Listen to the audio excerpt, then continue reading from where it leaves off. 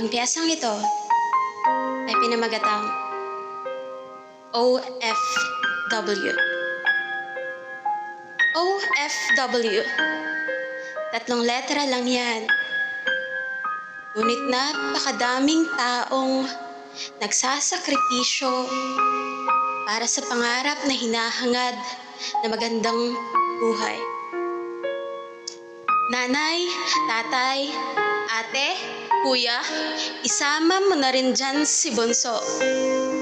Sila yung mga taong handang magsakripisyo para sa pangarap na magandang bukas sa kanilang pamilya.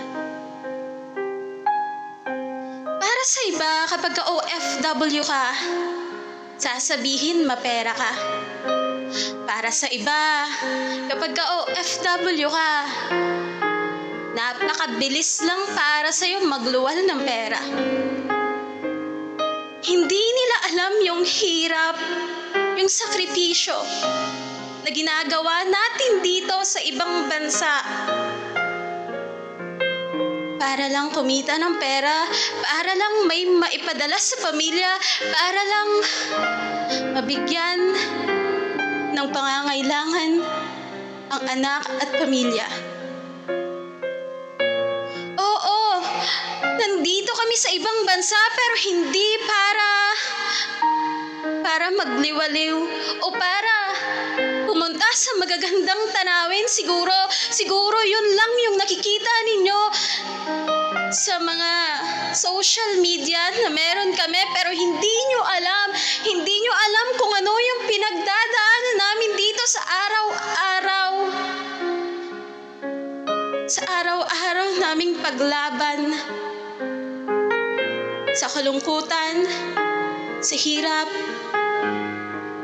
sa pait na pwede naming maranasan.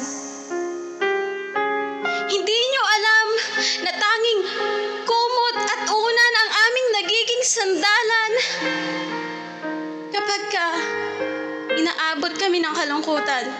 Hindi nyo alam na yung kwarto lang yung tanging pahingahan, yung kwarto lang yung nagbibigay sa amin ng yakap, yung yakap ng pamilya na hindi namin kayang maabot dahil nasa malayo kami. Kabayan, para saan? Para kanino ka nagsakripisyo? Para kanino ka pumunta dito sa ibang bansa? Para kanino ka nagsisikap at mabigay yung magandang buhay? Kasi ako, tatanungin mo ako, nandito ako para sa mga anak ko, para sa pamilya na meron ako, para sa mga anak ko, na ako lang yung meron sila. Ako lang yung tanging inaasahan nila. Ako lang yung makakapagbigay ng pangangailangan nila. Hindi nyo alam kung bakit?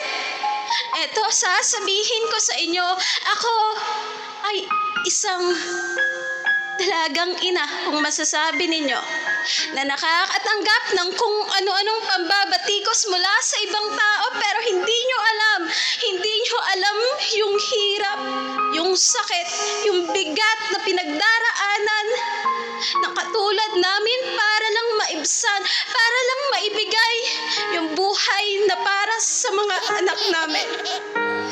OFW ako. Nandito ako para sa kanila. Yung tipong hindi ko matanggap na wala na silang tatay sa tabi nila tapos wala pang nanay, pero nandito ako lumalaban para sa kinabukasan nila.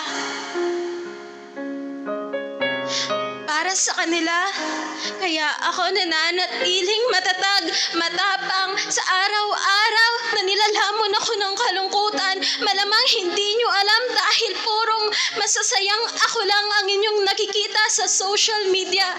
Hindi nyo nakikita yung kalungkutan kapag matutulog na ako, yung hirap. Iniisip mo kung Kumusta na ba yung mga anak ko? Kumusta na ba sila?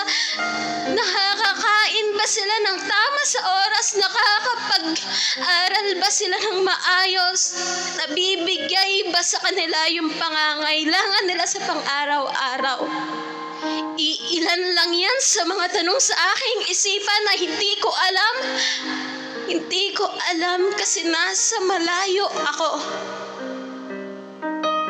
Oo, single mom kami. Pero kami, yung napakaraming sakripisyo na hindi nyo alam at hindi nyo alam dahil yung isip, yung puso ninyo ay nakasarado. Dahil puro lang pambabatikos yung alam ninyo. Isang araw, iniisip na lang namin na sana makauwi na kami. Sana makasama na namin yung mga anak namin. Sana makasama na namin yung kani-kanilang pamilya. Pero sana, yung sanang yon hindi namin alam kung kailan. Yan yung hirap naming dinaranas dito sa ibang bansa na hindi nyo alam. Kasi akala nyo lang masaya. Akala nyo lang hindi kami nagdurusa.